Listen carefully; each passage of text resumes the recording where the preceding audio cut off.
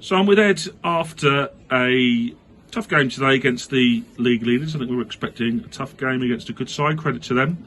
I think it's one of those, Ed, today for me watching in the stand. Slow start, and then that's cost us. And then the final three quarters of the game, very competitive. Yeah. I think you're right in terms of the game being a contest. I think the first quarter of the game has killed us. I think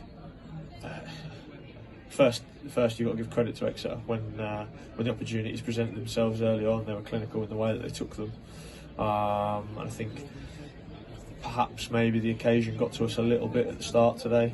So we looked a little bit nervous in our performance, and we were doing some uncharacteristic things. But you're right. For probably 75, well, maybe 65 minutes, the game was a little bit more even. We created some decent moments and some decent openings against top of the league. We're at double-figure numbers we're talking about here.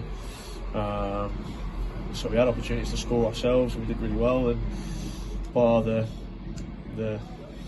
car crash of the first 15, we limited them to only one big chance inside the box for the rest of the game, and that's really, really pleasing for us to be able to do that, be organised, be disciplined, be able to try and go toe to toe with the side top of the league and limit what they're able to create.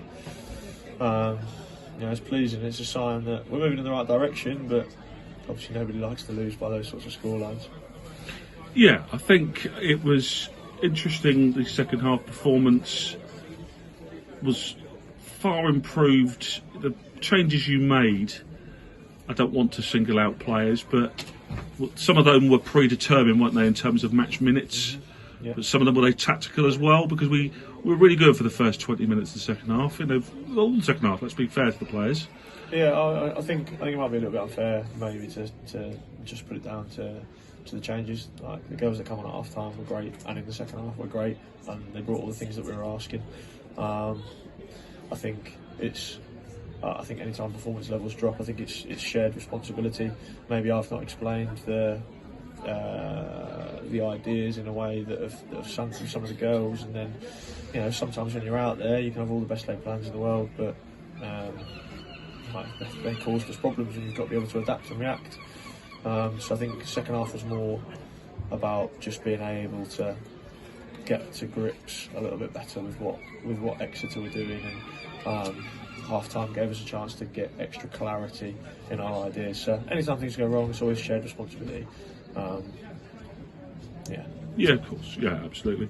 I think let's look at the wider picture. So a great crowd in here today, 2,660 I believe is the attendance. Absolutely fantastic. We've got 2 home games coming up now at York Road. Look, we don't have the fan base that Exeter City has, but it'd be great to get the Maidenhead public in for 2 big games this week. We've had it hard today, and it's going to get just as tough as Swindon and Bournemouth, and we relish the challenge and we relish the support, hopefully. For sure. I mean, the first thing is, like, in terms of scoreline today,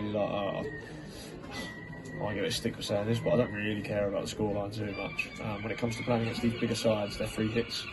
We know that we're not at the same level resource-wise or anything as teams like Exeter and Bournemouth and Swindon.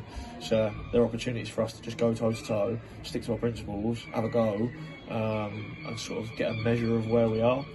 So we'll do exactly the same on Wednesday, and we'll do exactly the same next Sunday against Swindon. We'll go toe-to-toe, we'll have a go at them, see where we are. We know that if we do some of the stuff that we did today more consistently over the 90 minutes, we know we give ourselves a great chance of getting a positive result. But a lot of things have to go right for that to be the case. If, obviously, we're not going to be playing in front of 2,500 people at York Road, but if we could get a few extra numbers to come down and back the girls, I know that they'd certainly be buzzing off the back of that, and we'd be able to raise our levels off the back of a big crowd, big home following. Yeah, plenty to look forward to then in the week ahead. We'll catch up with you during the week.